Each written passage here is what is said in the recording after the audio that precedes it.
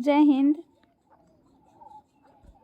NCERT exemplar के नाम से एक प्लेलिस्ट बना हुआ होगा, उसमें हम लोग डेली एनसीईआरटी का जो ओरिजिनल क्वेश्चन होता है, डेली हम एक एक चैप्टर का उसमें हम एमसीक्यू डालेंगे।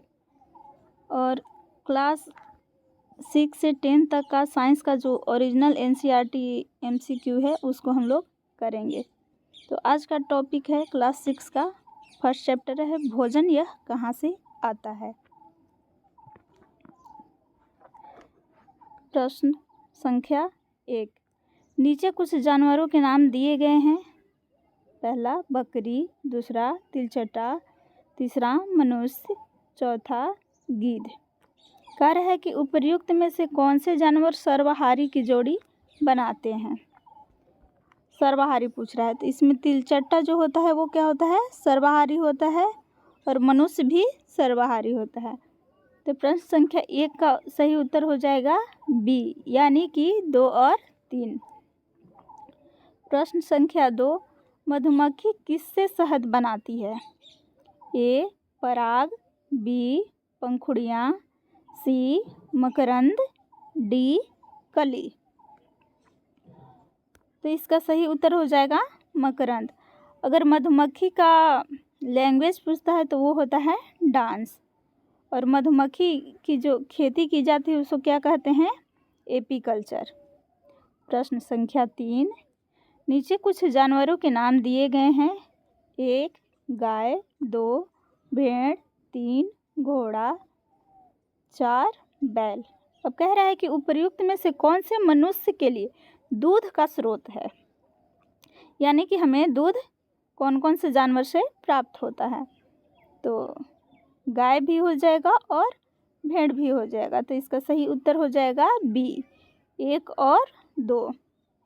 प्रश्न संख्या 4, खाद्य पौधों की सूची नीचे दी गई है। 1 केला, 2 कद्दू, 3 भिंडी, 4 बैगन। अब कह रहा है कि पौधे की किस जोड़े के 2 या 2 से अधिक खाने योग्य हिस्से होते हैं। तो केला का भी फूल, तना और फल खाया जाता है। कद्दू का भी फूल खाया जाता है, फूल की पकौड़ी बनती है, और फल भी खाया जाता है, और पत्ती को भी खाया जाता है।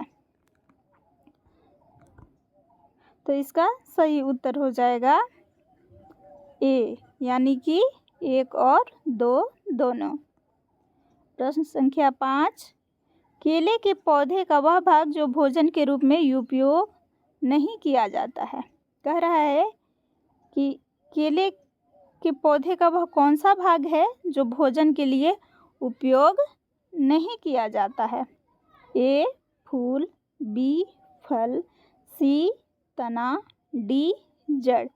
तो इसमें सही आंसर हो जाएगा डी, यानी कि जड़। जड़ को नहीं खाते हैं, बाकी हम लोग केले के फूल को भी खाते हैं, फल को भी खाते हैं, और तना को भी खाते हैं। प्रश्न संख्या 6, शर्तों के प्रत्येक सेट को पढ़े और विषम सेट की पहचान करें। कह रहा है कि इसमें से अलग कौन सा है। ए गाय दूध मक्खन, बी मुर्गी मांस अंडा, सी बकरी दूध मांस, डी पौधा सब्जी और छाछ।